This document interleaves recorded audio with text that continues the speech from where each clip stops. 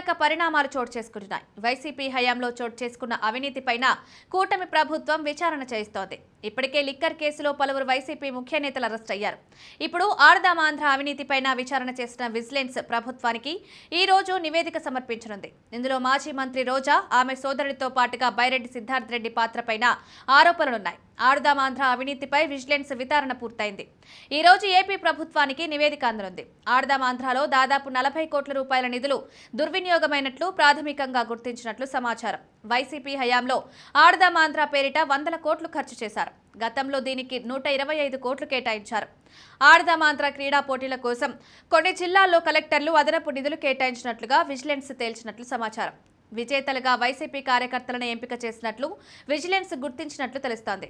కేవలం 47 రోజుల్లోనే భారీ మొత్తంలో ఖర్చు చేసినట్లుగా విచారణలో ఆధారాలు సేకరించినట్లు చెప్తున్నారు. పబ్లిసిటీ కోసం ఆడదాం ఆంధ్ర క్రీడా సామాగ్రిపై వైసీపీ స్టిక్కర్లు, క్రీడాకారులకు నాసిరకం కిట్లు సరఫరా చేసినట్లు విజిలెన్స్ గుర్తించినట్లు తెలుస్తోంది.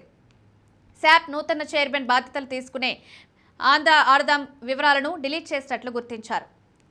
మొత్తం 40 కోట్ల రూపాయల మేర నిధులు దుర్వినియోగమైనట్లు నిర్ధారించినట్టు తెలిసింది. విజిలెన్స్ విచారణలో కీలకమైన విషయాలు వెలుగులోకి వచ్చాయి. గ్రామ స్థాయిలో క్రీడలకు 10,000 రూపాయలు కేటాయించి మరో 10,000 జేబులో వేసుకుని ఖర్చు 20,000 చూపించినట్లు ఫిర్యాదులున్నాయి.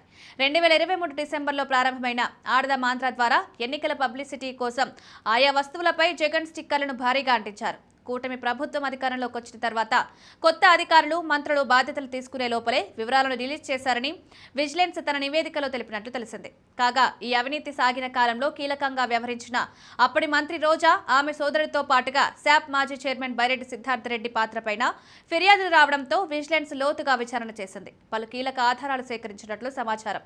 తమ నివేదికలో వారి పాత్రను విజిలెన్స్ అధికారులు తమ నివేదికలో ప్రస్తావించినట్లు సమాచారం. దీంతో ఇప్పుడు ఏం చెప్పబోతున్నారు, వీరిపైన ఎలాంటి చర్యలు ఉంటాయనేది రాజకీయ ఉత్కంఠగా పెంచుతోంది.